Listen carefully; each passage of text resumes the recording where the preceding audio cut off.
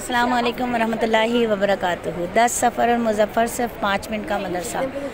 اللہ تعالیٰ کا بہت فضل و کرم، اس کا احسان، اس مالک کا احسان ہے کہ اللہ تعالیٰ نے 5 منٹ کا مدرسہ یہاں پر سنانے کی توفیق عطا فرمائی، جو ہے حرم کعبہ، جو ہے مطاف کی زمین۔ آج اللہ نے سعادت عطا فرمائی کہ آج 5 منٹ کا مدرسہ میں مطاف میں سے آپ کو بھیج رہی ہوں۔ 5 منٹ کا مدرسہ ویسے تو پورا کا پورا ریکارڈ ہے، لیکن اتفاق کی بات یہ ہے کہ 10 سفر کا مدرسہ کا سبق ہمارے پاس موجود نہیں تھا، تو ماریہ نے کہا کہ باجی جان آپ وہ سبق بھیج دیجیے۔ تو اللہ کے نام سے شروع، جو بڑا مہربان ہے، اور اتنا مہربان ہے کہ آج اس نے توفیق عطا فرمائی کہ چلو میرے گھر میں بیٹھ کر سبق پڑھو۔ تو بات کریں گے اسلامی تاریخ پر قرآن و حدیث کی روشنی میں۔ حضرت موسیٰ علیہ السلام کی پیدائش۔ حضرت موسیٰ علیہ السلام بنی اسرائیل کے جلیل القدر نبی ہیں۔ قرآن کریم میں 136 مرتبہ ان کا نام اور ذکر آیا ہے۔ اللہ تعالیٰ نے انہیں ہم کلامی کا شرف عطا فرمایا۔ ان کے والد کا نام عمران تھا اور 15ویں اور 16ویں صدی قبل مسیح میں پیدا ہوئے۔ پیدائش کے بعد ان کی والدہ نے فرعون کے ڈر سے انہیں ایک صندوق میں رکھ دیا، بہا دیا۔ صندوق بہتا ہوا فرعون کے محل تک جا پہنچا۔ فرعون اور اس کی بیوی آسیہ نے صندوق نکلوایا۔ اللہ تعالیٰ نے اس معصوم بچے کی محبت آسیہ کے دل میں ڈال دی اور فرعون کو اس کی تربیت اور پرورش کرنے اور بیٹا بنانے پر مجبور کر دیا۔ اس طرح غیبی طور پر ایک شہزادی کی طرح شاہی محل میں حضرت موسیٰ کی پرورش ہوئی۔ جب وہ جوان ہوئے تو انہوں نے ایک مظلوم اسرائیلی کی مدد کرتے ہوئے فرعون کے قوم کے ایک آدمی کو گھوسا مار دیا، جس کی وجہ سے وہ مر گیا۔ حضرت موسیٰ علیہ السلام اپنی جان کے خوف سے مصر چھوڑ کر مدین چلے گئے۔ وہاں حضرت شعیب علیہ السلام سے ان کی ملاقات اور انہوں نے حضرت موسیٰ علیہ السلام کی امانت داری دیکھ کر اپنی بیٹی صفورہ سے ان کا نکاح کر دیا۔ جب وہ اہل خانہ کو لے کر مدین سے مصر روانہ ہوئے تو راستے میں اللہ تعالیٰ نے کوہ طور پر نبوت سے سرفراز فرمایا۔ پھر مصر پہنچ کر وہ بنی اسرائیل کی اصلاح فرعون کی دعوت حق دینے میں مشغول ہو گئے۔ اور بات کریں گے نبی صلی اللہ علیہ وآلہ وسلم کے ایک معجزے کی کہ آپ صلی اللہ علیہ وآلہ وسلم نے فرمایا، تمہارا کیا خیال ہے، میں صرف سامنے ہی دیکھتا ہوں، بخدا میں تمہارا خضوع و خشوع اور رکوع بھی مجھ پر پوشیدہ نہیں، بلا شبہ میں اپنی پیٹھ کے پیچھے بھی تم کو دیکھتا ہوں۔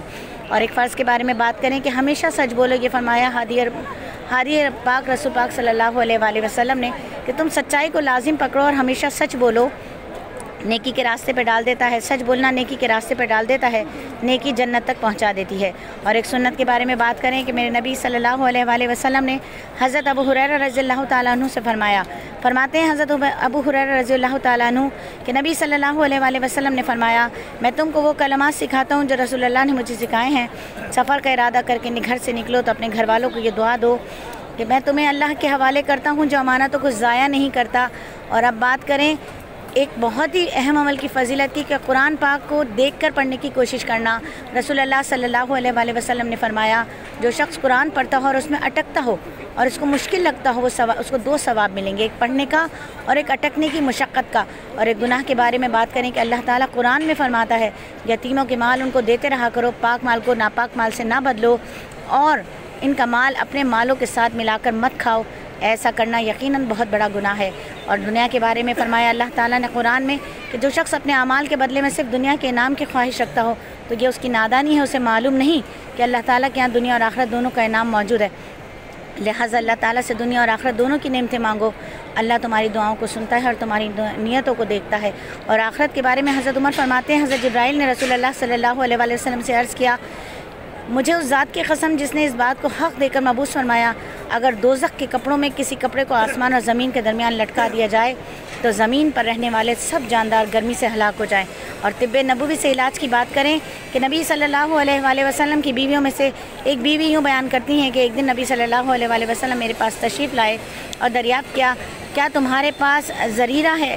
میں نے کہا ہاں، تو آپ نے اسے منگایا اور پیر کی آنکھوں کے درمیان جو پھنسی تھی اس پر رکھ کر یہ دعا فرمائی، اے بڑے کو چھوٹا اور چھوٹے کو بڑا کرنے والے اللہ، اس زخم کو ختم کر دے۔ چنانچہ وہ پھنسی اچھی ہو گئی۔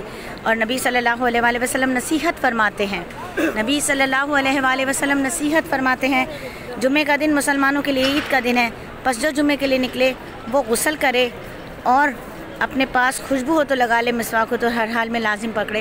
الحمدللہ 5 منٹ کا مدرسہ صرف اور صرف 4 منٹ 34 سیکنڈ میں مکمل ہوا، اس دعا کے ساتھ کہ اللہ تعالیٰ ہمیں بار بار مطاف میں حاضری اور قبولیت والے طواف عطا کرنے کی توفیق عطا فرمائے۔